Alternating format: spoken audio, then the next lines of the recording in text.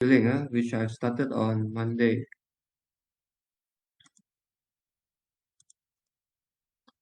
Just to emphasize again, that the objective of scheduling is to do two things.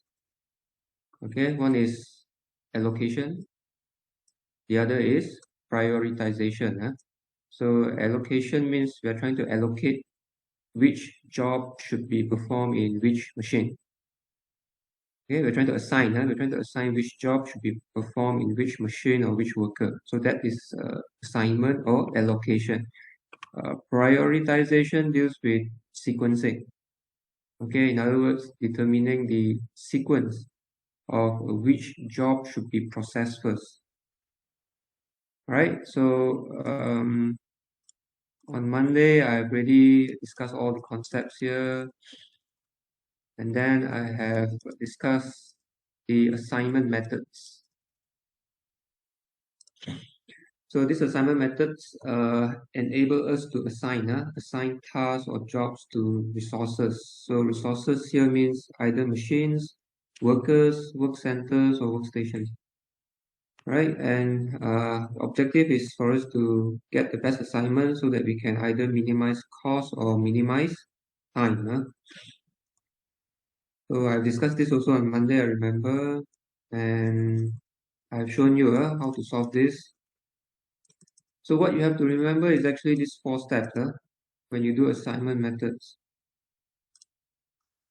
So firstly, you have to calculate the lost opportunity cost, okay, by repeatedly subtracting the lowest value from each row and then from each column.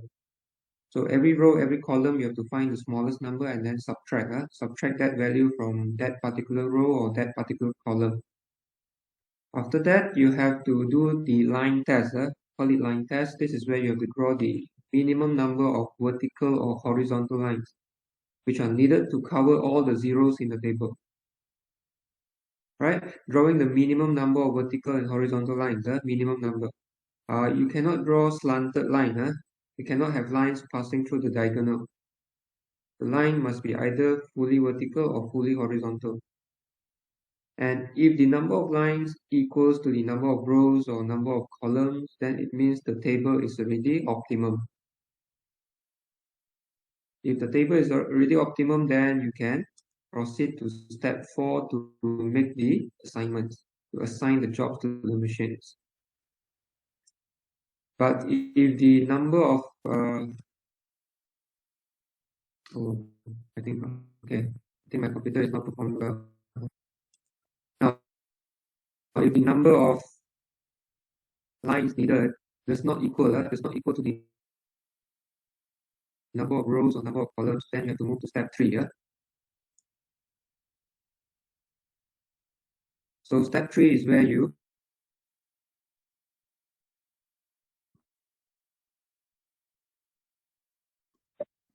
find the smallest number which is not covered by the line, and then you subtract that smallest number from all other uncovered numbers. And at the same time, you have to add the same number, that same smallest number, to any number at the intersection of two lines. So once that is done, you have to go back to step 2. You have to go back to step 2. You draw the lines again to cover all the zeros. And if the number of lines equals to the number of rows and number of columns, then it means the table is optimum and you can proceed to step 4. Now, what happens if after doing it 2 times, the number of lines needed still does not equal to the number of rows and number of columns? Then what do? Then you have to go back to step 3 again. Understand?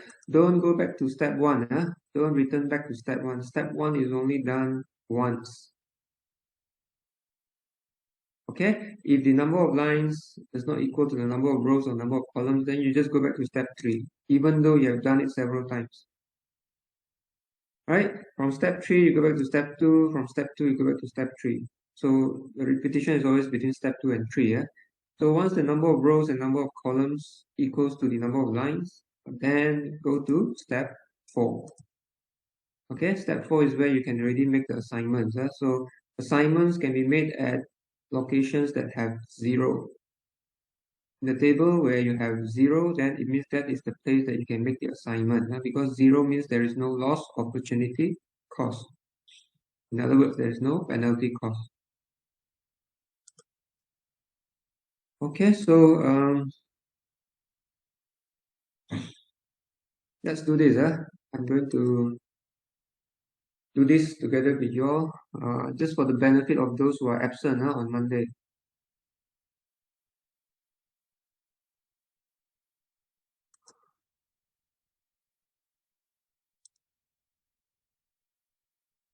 Right, so given 4 jobs, A, B, C, D, and let's say there are 4 machines available. So you have to understand, these 4 machines are general machines that can process any of the jobs. So these are not specific machines. These are general machines, just like machines in the job shop. So they can process any of the job. So the question now is which machine should process which job? Or in other words, which job should be assigned to which machine? 4 jobs, 4 machines, and the data given here are the cost, cost value. Just imagine their cost.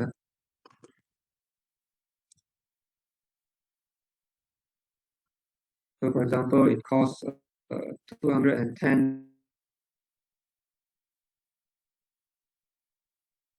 ringgit to process job A at machine W. Okay, 90 ringgit to process job. Okay, are you still looking at the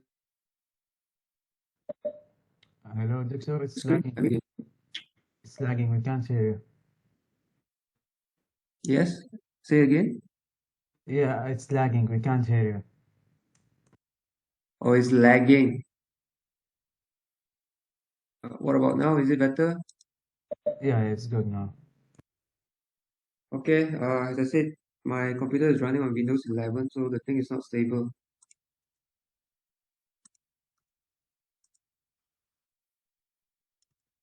Okay, I hope it becomes stable now. I hope so. So given this, let's start to do. Let's start to find the best assignment. So we have to apply the assignment method. So what is the first step? First step is this. Okay, for each row, you start with row first. Don't start with column. For each row, you find the smallest number and then subtract that smallest number from all the numbers in the same row.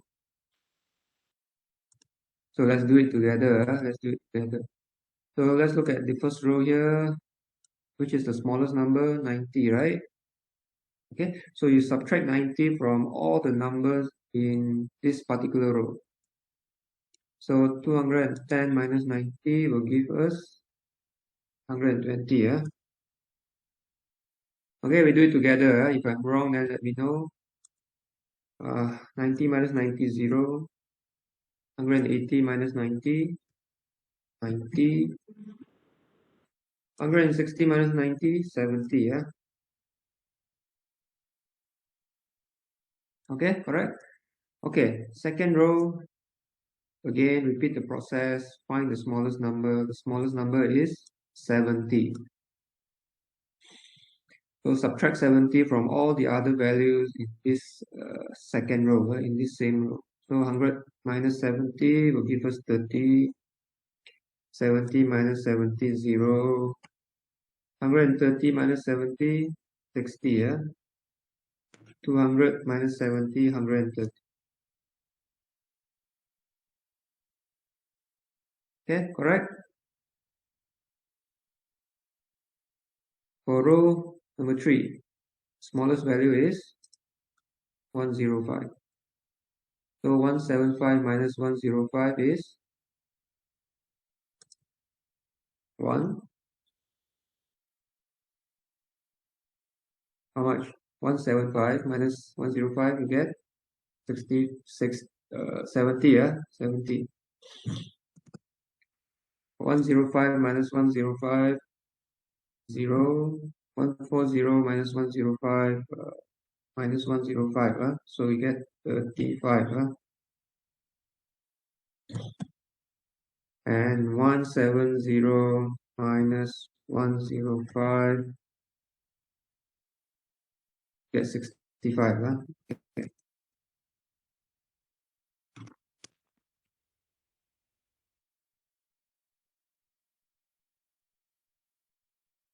Something's wrong here.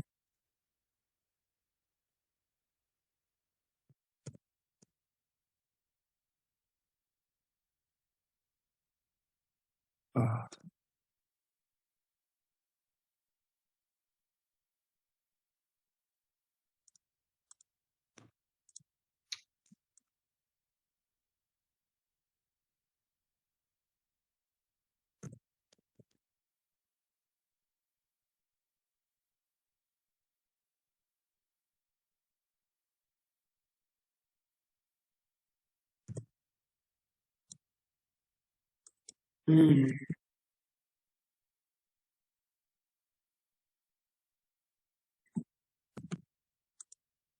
65. I can't even type 65 in the thing.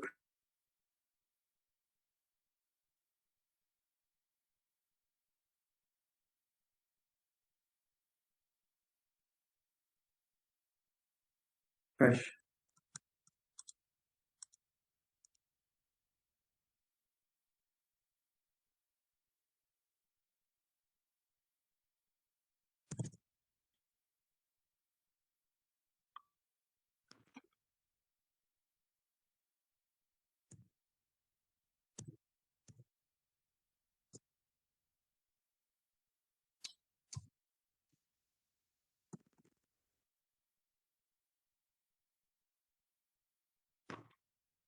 Mm, mm.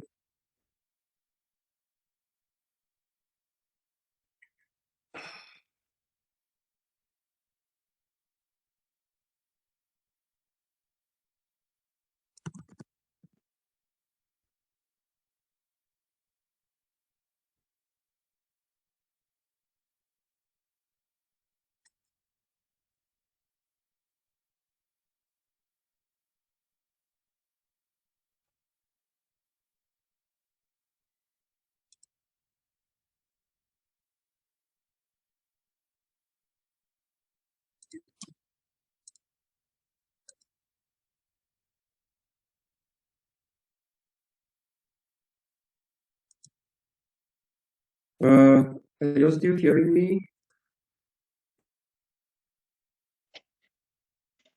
Yes, little, but sometimes lagging. Yeah, yeah.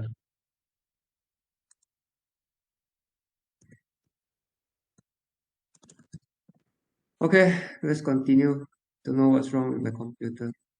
We get 65, So let's go to the fourth row.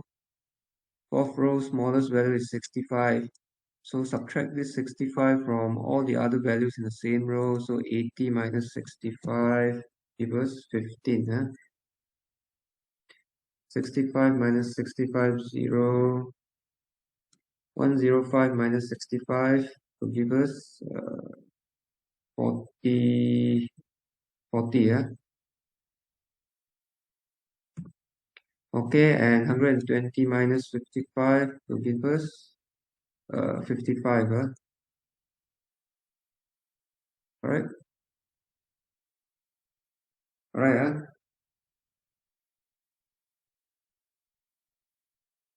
all right. So this is the first step. Okay, let me see the answer. I think it's correct. It's 35. Right, so that is the first step. I think it's correct. Okay, then move on to the second step. Second step, you have to look at the column. Okay, so look at this column. Find the smallest value in this column, and then subtract the smallest value from all the other values in the same column. So smallest value is 30, yeah? So 30 minus 30 get 0. 120 minus 30 will give us 90. 70 minus 30 will be equals to 40, yeah? Uh, Correct or wrong, huh? I think wrong already, right? Smallest value is 15, huh? I see wrongly. So 15, huh? 15 minus 15, 0. 70 minus 15, 55. 30 minus 15, 15. And 120 minus 15, 105. Okay, correct.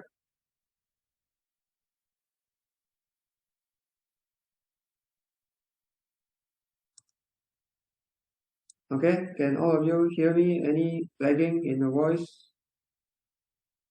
No, okay. Okay, better. Okay. Better, And second column, find the smallest value. Smallest value is already 0. So 0 subtract back 0, you get 0. So it means there is nothing to be done for the second column. It's already done. And third column, smallest value is 35. Hope I see correctly. So 35 minus 35 is 0.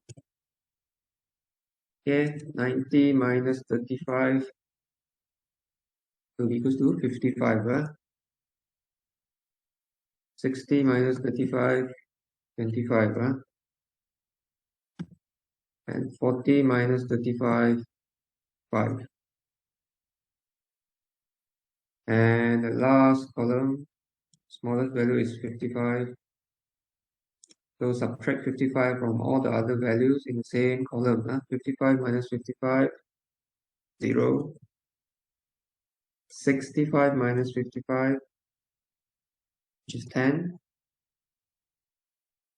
130 minus 55, 65. So it will be equals to 65. 70 minus 55 will be equals to 15. Correct? Or I make any mistake?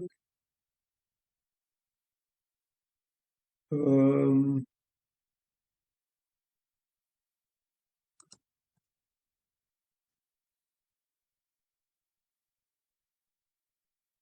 okay, this is 75, not 65. 75, and this is minus 55, you get 15. Okay, okay, so done, done, and then move on to step 2. Step 2 is draw the minimum number of lines to cover all the zeros.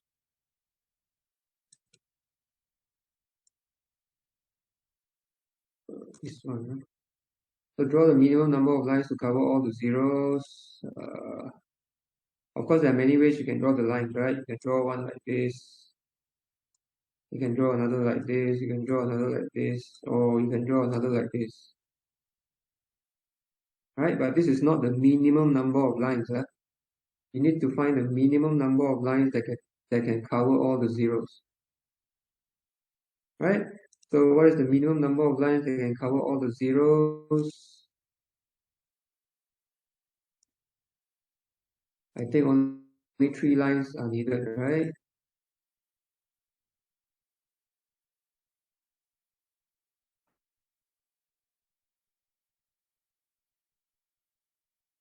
Again, it happened.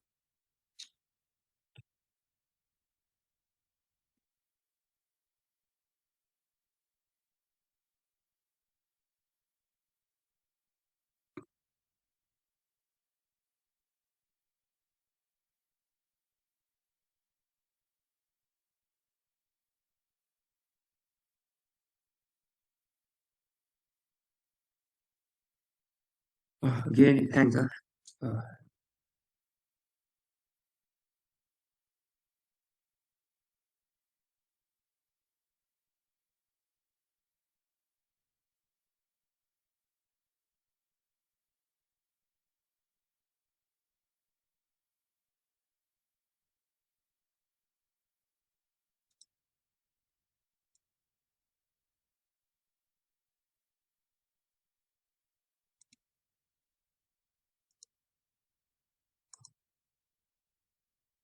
Okay, let's continue. So the minimum number of lines we need to cover all the zeros here are actually only 3 lines, right? So you need 1 line here. Then another line here. and probably another line here, right?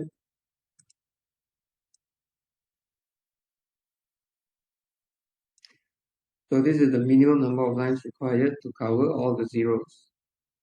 So you notice that the number of lines required is not equal to the number of columns and the number of rows. So it means this is not optimum. Huh? So when this is not optimum, then you have to proceed to step 3. Step 3 is you subtract the smallest number not covered by a line from all other uncovered numbers. Okay, so look at the numbers which are not covered by the line. Which one is the smallest? Smallest is 15, right? So I have to now subtract 15 from all the other uncovered numbers. Huh? So 15 minus 15, 0. Okay, 105 minus 15 equals 90. Yeah?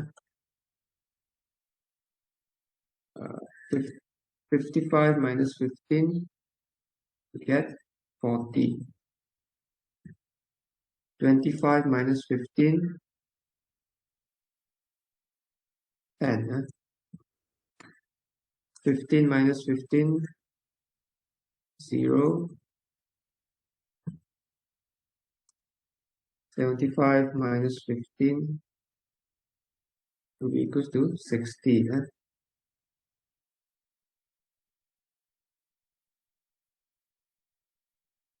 Okay, now not done yet. With step 3, there's still another thing that you need to do. You have to add back the same number to any number at the intersection of two lines. Okay, add back the smallest number, which is 15, to the same, add back the same number, which is 15, to any number at the intersection of two lines. So the smallest number just now was 15, right? So it means we have to add back here 15. Okay, this is the place where the line intersect, right? And also this place here. So 0 plus 15, you get 15. Okay, okay, once you're done, then you can remove back the line and return to step 2. Return to step 2. So again, do the line test, draw the minimum number of lines so that you can cover all the zeros and see how many lines are required.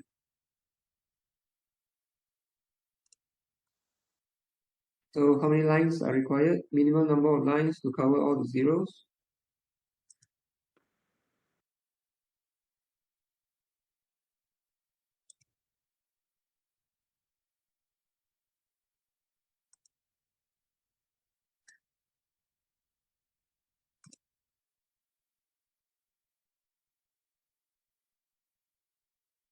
All right.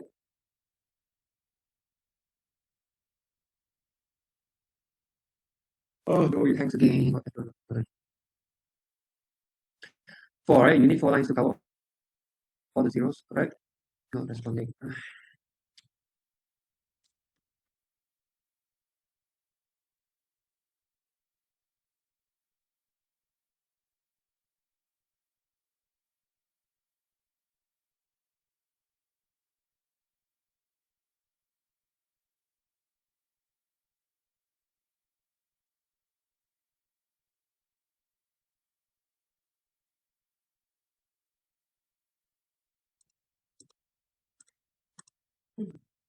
Okay, Johnny said.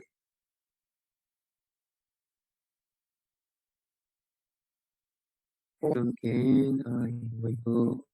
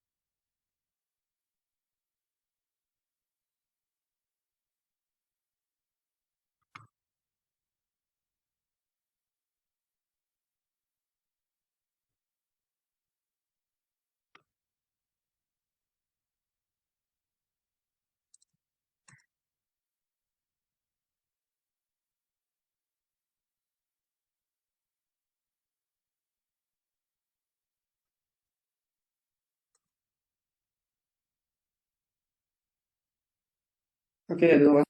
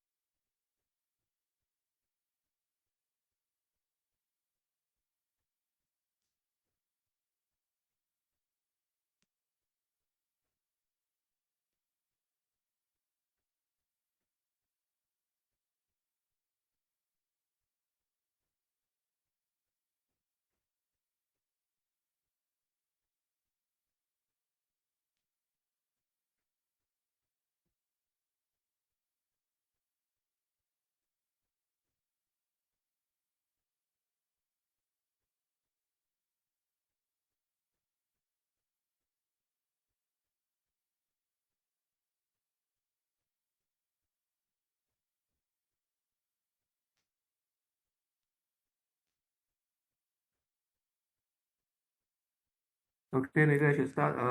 Can all of you hear me? Yes, yes, betul. Okay, loud and clear. Is it better than the previous computer or worse than the previous computer? Better. Better. Okay, so this is my older computer. So it's not running on Windows 11. So I hope that the hiccups will not happen again. Okay, this computer has no camera. The camera has already spoiled. So I will not be able to switch on the camera lah. So it means you can only listen to me without seeing my face lah. Okay, in a sense, maybe it is better because it may speed up the internet speed. Okay, so let's continue. Let's continue. So I think just now I've stopped somewhere here. I've done the first line test. So the minimum number of lines to cover all the zeros are only 3 lines. So the number of lines now does not equal to the number of rows and number of columns. So it means this table is not optimal. Right? So what happens now is we have to perform the next step. Next step is, let me see. I think I repeat again. Next step is find the smallest number not covered by the line. So you find the smallest number which is not covered by the line. So that is 15, right? So 15 is the smallest number not covered by the line. So this smallest number has to be subtracted from all the other uncovered numbers. Okay, subtracted from all the other uncovered numbers. So 15 minus 15, 0. 105 minus 15, 90. 55 minus 15, so it's 40. 25 minus 15, 10. 15 minus 15, 0. 75 minus 15, give us 60. Okay, so far, okay, any question? Okay, no, and remember that 15, that smallest number has to be added back to the place where two lines intersect. Okay, so this is the place where two lines intersect, right? These two places. So 15 has to be added in these two places. So 0 plus 15, 15, and then 0 plus 15, 15. So that is step 3. So once you have done step 3, you need to go back to step 2. Perform the line test again. Okay, if the number of lines now equals to the number of rows and columns, then it means the table is optimal. If it is still not equal to the number of rows and columns, then you have to go back to step 3 again. Okay, remember, don't go back to step 1 again. Step 1 is only done once. Okay, so let's do the line test again. Let's remove this line and see how many number of lines, minimum number of lines needed to cover all the zeros.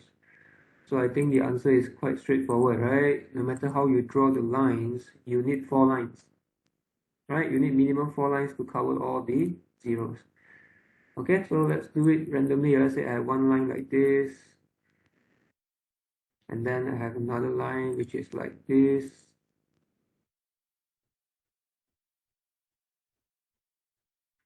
Okay, and then maybe another line like this, possible, right? And finally another line, maybe like this. Okay, or you can draw it in a different way. Maybe you draw 4 vertical lines, or you draw 4 horizontal lines. Okay, no matter how you draw, minimum you still need 4 lines to cover all the zeros. So in that case, it means this table is already optimum. If it's already optimum, then it means we can already go to step 4. So you can start to make the assignments. You can start to assign the job to the machines at locations where you have 0 values. Okay, so I can remove back this line here. I don't need this line already because this table is really optimum. So let's look at places that have 0. So 0 are the place where we can make the assignment. So for example, we look at job A. Job A means it can either be assigned to machine X or machine Z. Okay, so you have to make a choice. A be assigned to machine, okay, let's say X. Okay, no problem. Let's see what happens later. And then what about job B? Job B will be assigned to, I can't assign to machine X anymore because X has been processing job A, right? So it means B can only be assigned to machine W. Okay, what about job C? Job C will need to be assigned to machine Y, machine Y. And finally, job D. Job D needs to be assigned to machine. Cannot be assigned to machine W because job B has already been assigned to machine W. So it means job D can only be assigned to to machine Z. Okay, so this is one of the optimal assignment. In fact, you can also have another set of solution. So A, as we said just now, can actually be assigned to machine Z. Okay, machine Z. So let's assign A to machine Z. And B will be assigned to either machine W or machine X. Okay, but you have to use your common sense. B cannot be assigned to machine W because later D will need to take W. Because D cannot take Z anymore. Z has been assigned to process job A. So you have to be smart. So means B cannot be assigned to W because D later has to be assigned to W. D have no choice already. So it means B will have to be assigned to machine X.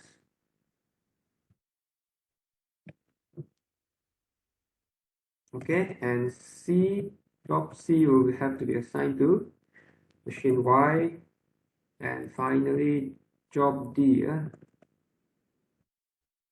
must be assigned to machine W. Okay, because Z has already been taken up by job A. So in this problem, you see there is two set of optimum solution. And if you calculate the total cost, the total cost will be the same. Okay, for sure they will be the same. So this is what we call a problem with multiple optimum solution. So in this case, it has two sets of optimum solution. Both set of solutions will give you the same minimum total cost. Right, so any question on assignment method? I've already demonstrated to you twice already on Monday and on today. I hope everything is clear.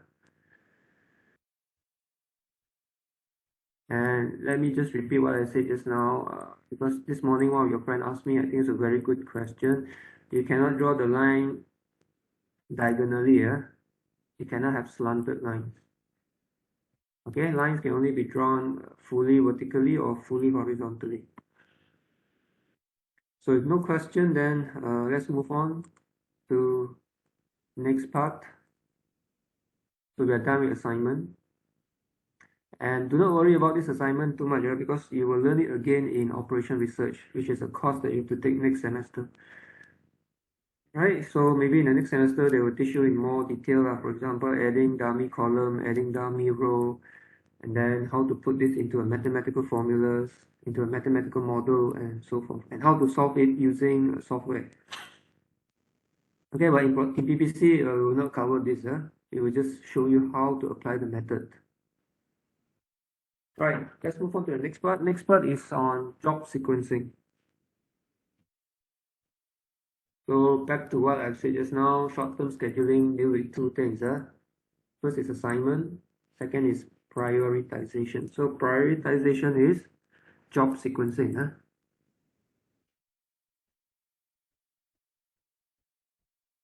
Okay, I noticed some of you also have internet problem, because some of you I think get disconnected and then I don't know connect and then join back again. So job sequencing, so job sequencing is job prioritization. So this is where we specify the order in which the jobs should be performed at machines or should be performed at work centers or workstations. Okay, imagine there are several jobs that arrive at a machine. For example, there's one job here, another job here, another job here, another job here, and then there's one machine. So which job should be processed first? So that is job prioritization or job sequencing. So it is part of short-term scheduling. So to solve this problem, what we can do is we can apply priority rules. Okay, priority rules are used to dispatch or sequence the job. So whenever we say dispatch, prioritize, or sequencing, it means the same thing. It means that we are trying to specify the order, the sequence of processing the jobs. So 4 common priority rules that you can find in textbook are these 4 rules. First is first come, first serve. So first come, first serve is means siapa datang dulu akan dilayan dulu lah in Malay. So it means the first job that arrive will be processed first. So first come, first serve. Yeah, and second rule is called shortest processing time. So this means that the job with the shortest processing time will be processed first and then followed by the next and next. And third rule is earliest due date, EDD. Okay, you know what is due date? Due date means the date where the job is due, the date where the job must be completed, the date where the job must be delivered to the customer. So that is due date. So earliest due date rule means we process the job that has the earliest due date first, and then followed by the next job and the next job. And not surprisingly, there is also a rule called longest processing time. So it means we process the job with the longest processing time first, and then only followed by the job which has a shorter processing time. Right, so to apply these 4 rules, let's look at this example. So we try to apply these 4 rules to sequence the following 5 jobs. So let's say the following 5 jobs are given.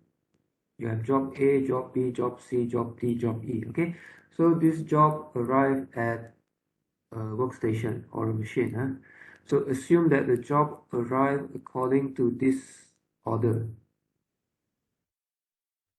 I repeat, assume that the job arrived according to this order. Means job A arrived first, followed by job B, followed by job C, and then D and E.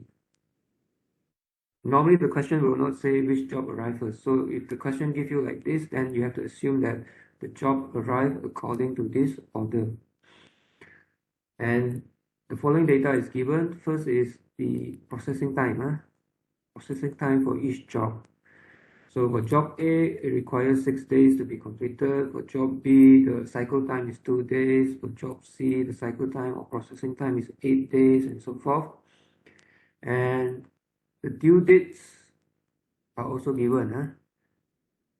So the due dates, for example, for job A, the due date is on day number 8. So it means on day number 8, the job must be completed and shipped to the customers. And the due date for job B is on the 6th day, the due date for job C is on the 18th day, and so forth. So I think you understand all this. So remember the units is in days. Of course, in exam or test, we can give you months. The units can be in months, can be in hours, can be in minutes. Okay, but in this example, the units are in days. Right, so what need to do first thing? First thing is, let's say we are trying to apply the following rules. First come, first serve, and then SPT, and then EDD and LPT. So let's apply first come, first serve. So if we do first come, first serve, okay, I open like this so that you can see clearer.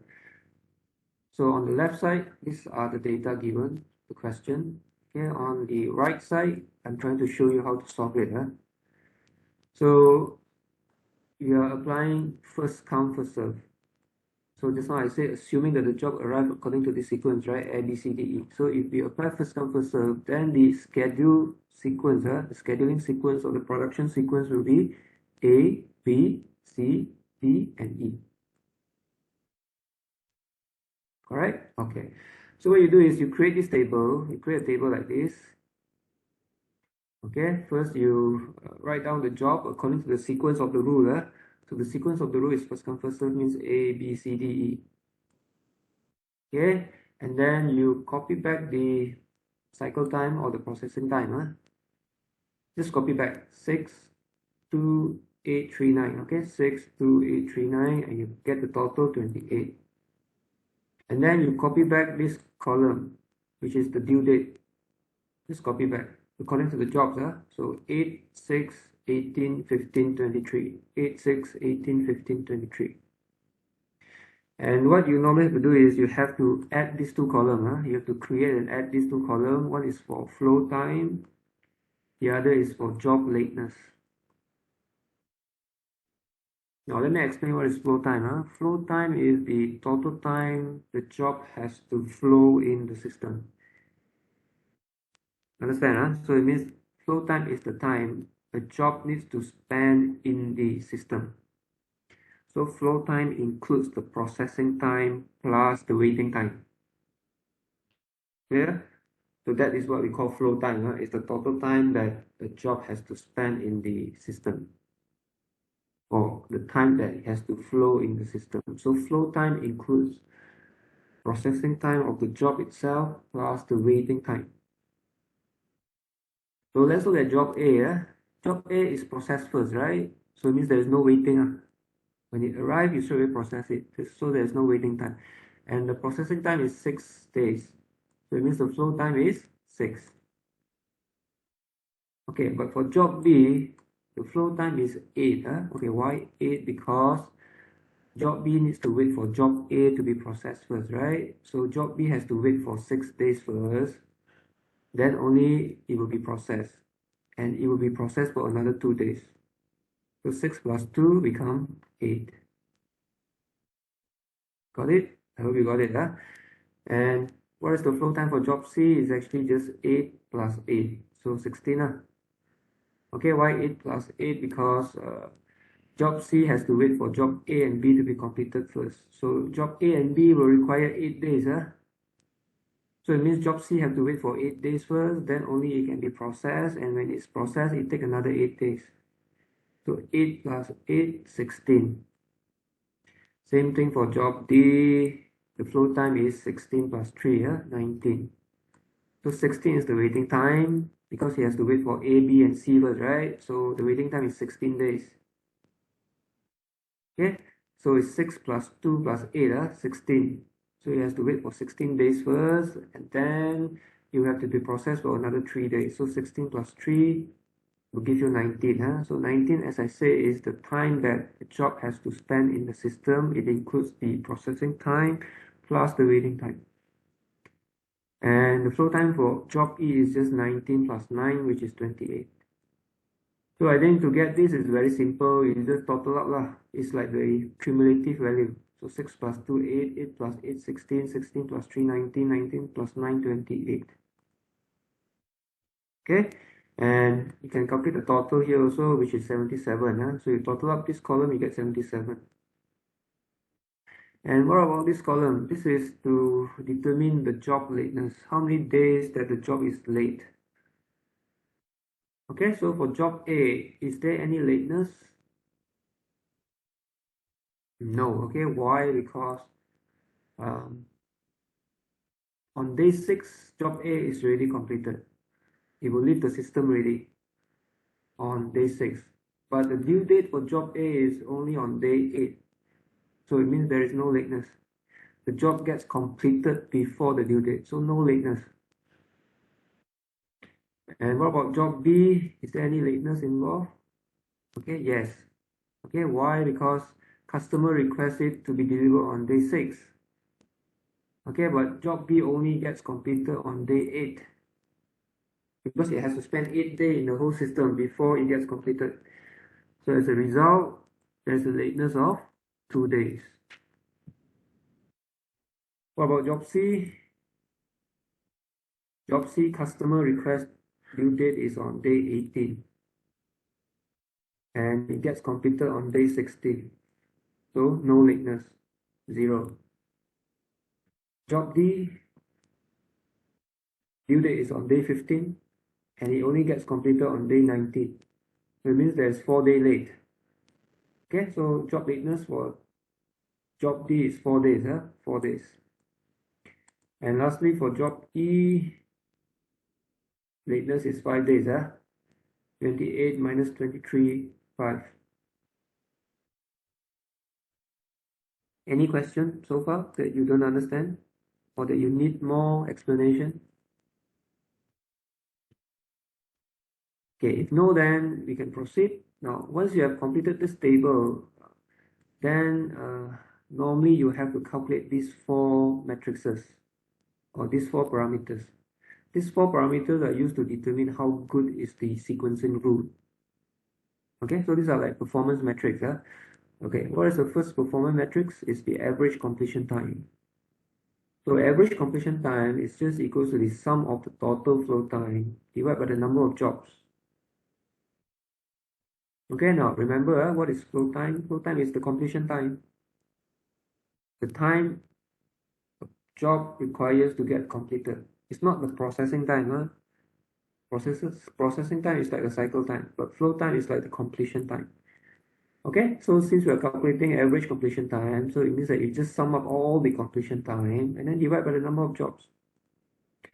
So the sum of the completion time is the sum of the flow time, so which is 77 here. So 77 divided by the number of jobs, which is 5, we get 15.4 days. Right, and second matrix, utilization. Okay, how to calculate utilization? You use the total job work time. Total job work time is the total processing time. And then divide by, excuse me. Okay, and then divide by the summation of the total flow time, which is the summation of the completion time. So total processing time 28 divided by total completion time, or total flow time, which is 77. And this will give us 36.4%. Next, average number of jobs in the system. This is the reciprocal of utilization. Okay, reciprocal of utilization means you use the total flow time or total completion time divided by the total work time or total processing time. So 77 divide 28. And the last parameter that you have to calculate is the average job lateness. Average job lateness, I think, is very easy. You just use common sense, you can calculate, right? Average job lateness is the total lateness here, the total days that the jobs are late, because we're using days, right? So it's 11. 11 divided by the number of jobs, 5, we get 2.2 days.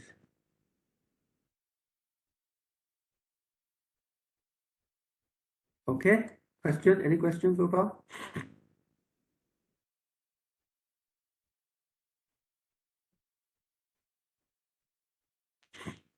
No, Okay, no. Let's move on to the second rule. Okay, so let's do it, So let's say now we are applying shortest processing time. You want to set the scheduling sequence using this dispatching rule, which is shortest processing time. So if you use shortest processing time, then what will be the sequence? Can anyone tell me? Which job has to be processed first? Shortest processing time.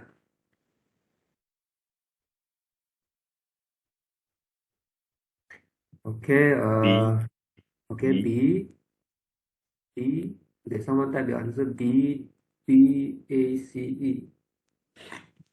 Okay, correct. So look at the values here. Process the job which has the smallest processing time here. So the sequence will be B, okay, followed by D, so followed by A, and then C, and then E. So B, D, A, C, E. Okay, good. So we know that the sequence now is B, D, A, C, E,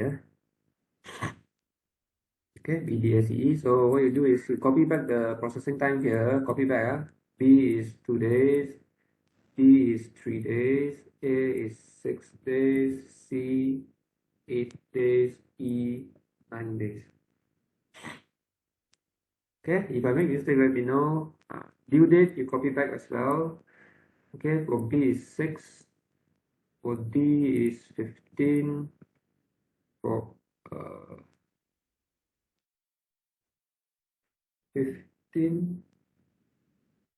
15, Okay, correct. And for C is 8. For A is 18, for E is 23.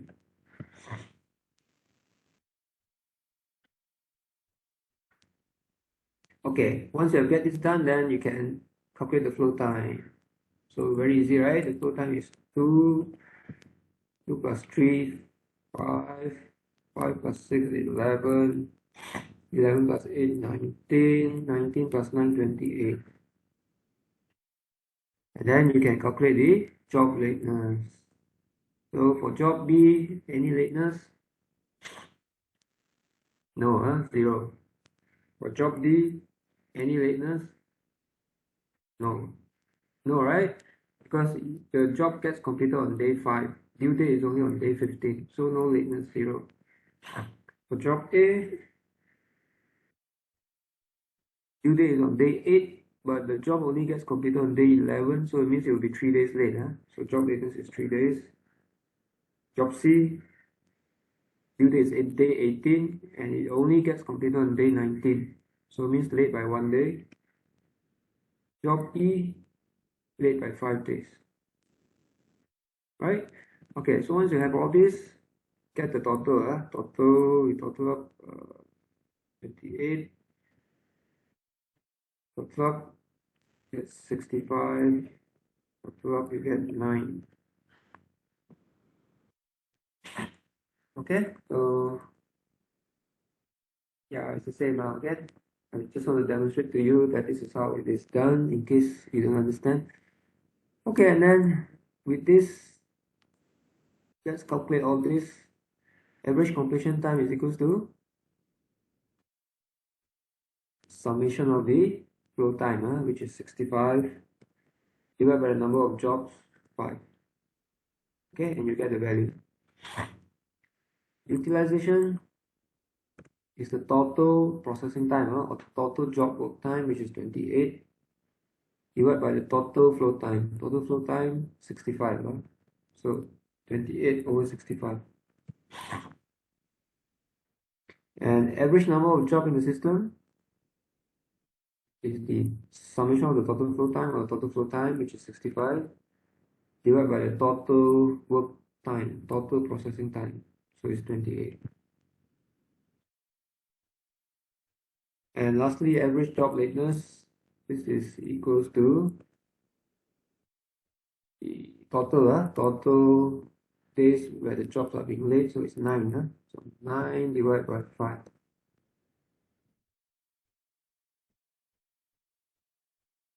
So you can calculate all this. In fact, the notes have the answer already. So these are the answers. So that is for shortest processing time. Okay, what about the next rule? Earliest due date.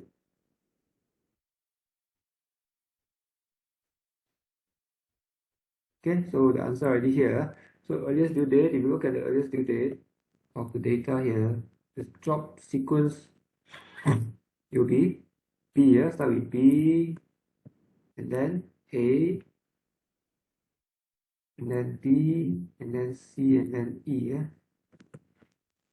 So this will be the sequence if you are using earliest due date. So same process, I think I don't have to repeat. So B, A, B, C, E, you copy back the processing time according to the data given. Then you copy back the due date according to the data given. From there, you compute the flow time, complete the job lateness, and then get the total. After that, calculate all these parameters.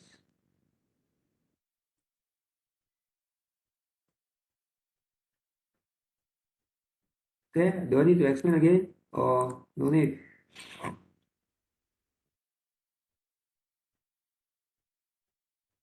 Okay, I hope no need. I think I've explained twice already. I think everything should be clear. So that is for earliest due date. And last one, longest processing time. So if we use longest processing time, the sequence will be ECADB, yeah? So it means we process the job with the longest processing time first, which is E, okay, followed by C, followed by A, followed by D, and then B, right? So this is the sequence ECADB. So it's the same process, copy back the processing time according to the data given, copy back the due date according to the data given, and then after that, compute the flow time and compute the job lateness. Don't forget, you need to total here. So, okay, and after that, you can calculate all these parameters. So average completion time is equals to 103 divided by 5. Okay, and utilization matrix is equal to 28 divided by 103. Average number of jobs in the system is the reverse, as I said, is 103 divided by 28. And average job lateness is just this value divided by number of jobs. Right, so if you understand these parameters, the meaning of these parameters, you don't really need to memorize the formula also, because all are common sense.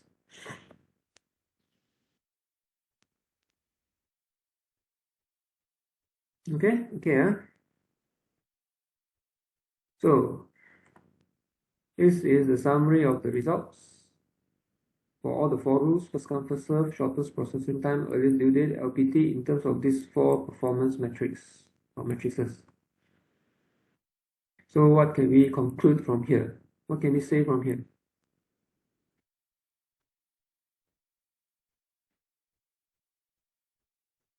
Okay, so let's see. What can we conclude from here? Okay, first it says no single sequencing rule excels on all criteria. If you look at this, actually none of them excel in all the criteria. Okay. First observation, first takeaway points is that SPT, shortest processing time, does well on minimizing flow time and minimizing number of jobs in the system. So what does it mean? It means that SPT, shortest processing time, perform well in terms of minimizing the completion time, which is the flow time, and it also perform well in minimizing the number of jobs in the system. Right? If you look at this value, 13.6. Okay, before that, maybe I explain first. For average completion time, the smaller the value, the better, right? For average completion time, smaller the value, the better, because we want the job to be completed faster in a shorter duration. So smaller the value, the better. Okay, what about utilization? Utilization, we want the larger the better. The larger, the bigger the utilization, the better, because we want the work center to be more fully utilized. And what about the average number of jobs in the system? Is it smaller the better or bigger the better? Okay, anyone?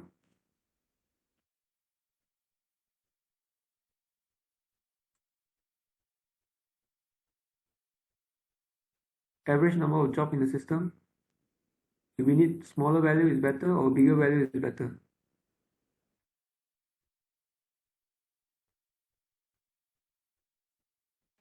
Smaller. Yes, okay, exactly, because average number of job in the system is like the work in progress. WIP, okay, WIP or inventory, as I said before, the smaller the inventory, the better. Okay, and average lateness, of course, we want the value to be smaller, the smaller the better. Okay, so if you understand this, then we can look at the first takeaway point. SPT perform well on minimizing flow time and number of jobs in the system. So it perform well in these 2 criteria. So if you look at SPT, SPT, not this one, SPT.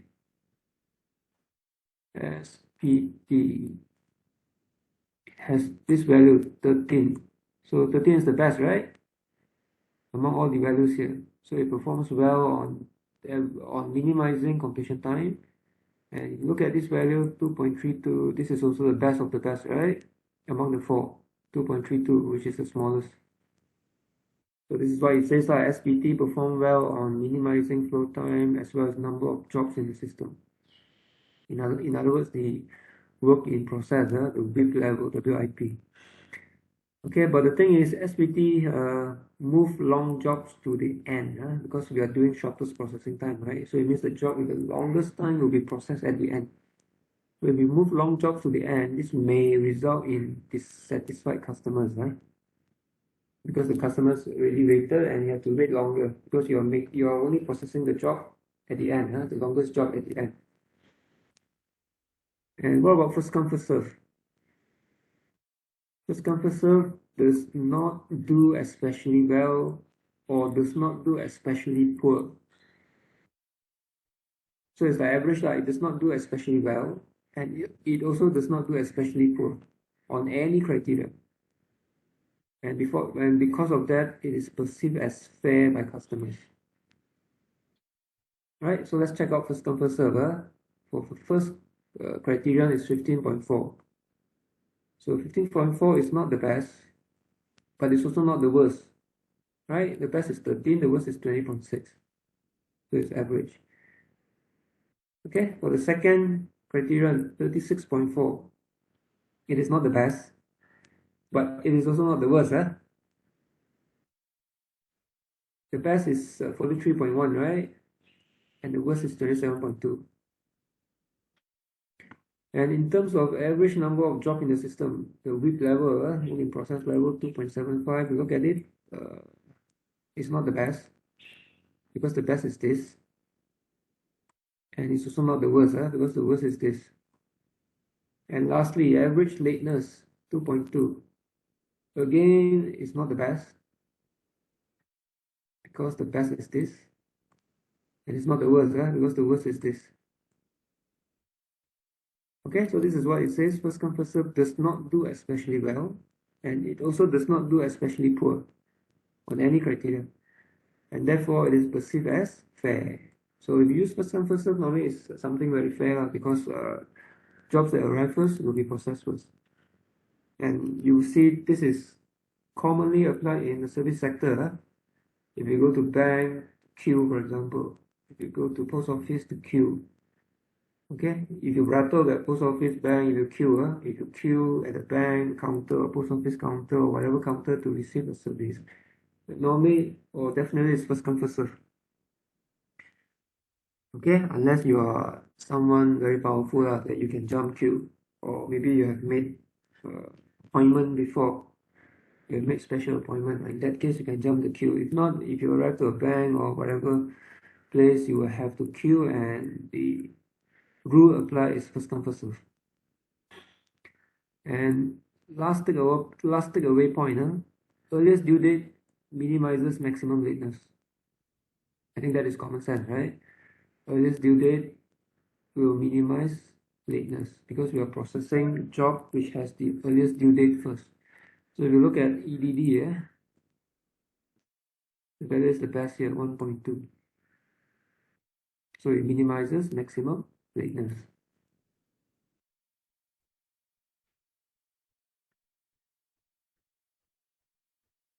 And okay, I think we still have some time. Let's complete this and then I'll stop. Okay, another rule you can apply is called critical ratio. Okay, so critical ratio is actually an index number, found by dividing the time remaining until the due date by the work time remaining to complete the job. So I hope you understand that sentence. If you don't understand, look at this formula. Critical ratio is actually an index value, and the way you calculate it is you use the time remaining before reaching the due date. The time remaining before reaching the due date, so that is calculated as due date minus today's date. Due date minus today's date, it will give you the time remaining before we reach the due date. So you divide this by the work days remaining or work time remaining to complete the job. Okay, so this is the work time remaining or the lead time remaining that we need to complete the job. So jobs with low critical ratios will be scheduled first. Okay, jobs with low critical ratios will be scheduled ahead of jobs with higher critical ratios. And this criterion normally performs well on average job lateness. I think it makes sense. So if you use a critical ratio rule, it will perform well in this criterion, average lateness. Okay, let's look at this to make you understand better. So let's say you are given these 3 jobs. Okay, currently we are at day 25. So it means the current date at the moment is day 25. Okay, and you're given the due date for each of the jobs. Job A is due on day 30, job B is due on day 28, job C is due on day 27. And you're also given the remaining time needed to complete the job. Okay, so the work days remaining to complete the job is 4 for job A, 5 days for job B, 2 days for job C. So with this information, we can actually calculate the critical ratio, right? So for job A, the critical ratio is due date minus today's date, so 30 minus 25. So this will give us what? This will give us the time remaining before reaching the due date. All right, and then divide by the work days remaining or the time remaining to complete the job, or the time remaining needed to complete the job, which is 4. So you get 1.25. Similarly, for job B, you can calculate the critical ratio is 28 minus 25 divided by 5. So you get 0.6. And for job C, 27 minus 25 divided by 2. You get 1. So it's all based on this formula. I hope you understand. So from here, once we get the critical ratio, then we can set the sequence already. Okay, how to set the sequence? I already said jobs with low critical ratios will be scheduled first. So it means the priority now is we have to process job B first because it has the lowest critical ratio, followed by job C, followed by job A. So according to this priority, process job B first, and then followed by job C, and then job A. So this is how we apply critical ratio. So it's not a simple rule like EDD, SPT, or first come first serve. Okay, the first thing you have to do is you have to compute the critical ratio value first. Okay, once you know the value, then only you can identify the sequence. Now, if critical ratio is less than 1, what does it mean? If you look at this formula, if the CR value is less than 1, what does it mean? Anyone?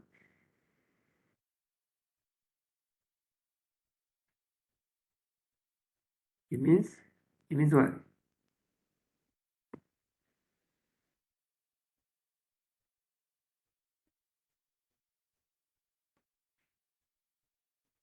Okay, correct. Late. Chiral means late. Exactly, okay? If you understand this formula is easy to understand. If CR value is less than 1, it means the job is behind schedule. You're already late.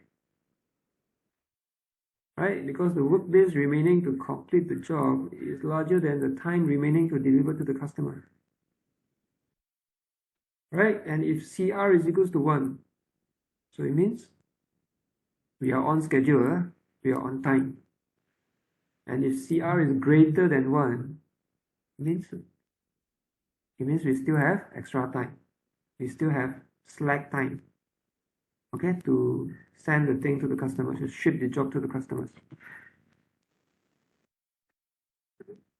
So in this case, with CRS than 1, it means job B is late, behind schedule. Job C has a critical ratio of 1, Okay, job C has a critical ratio of 1, so it means job C is on schedule. And job A has a critical ratio greater than 1, so it means job A has some extra time or some slack time.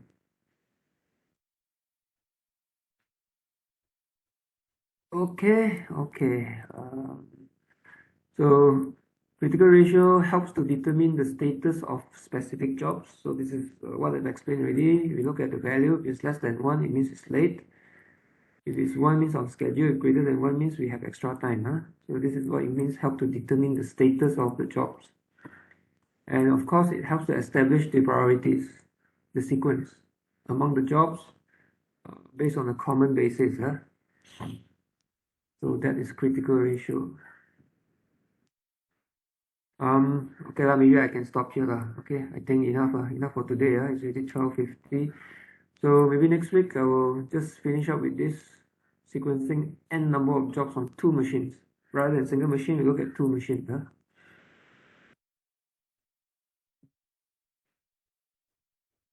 Okay, Zuhair, raise a hand. Do you have any questions? Oh, you have accidentally pressed the button. Okay, no question, Zuhair? Okay, no question then. Well, we stop here. And I will see you on Monday at 4 p.m. So that's all for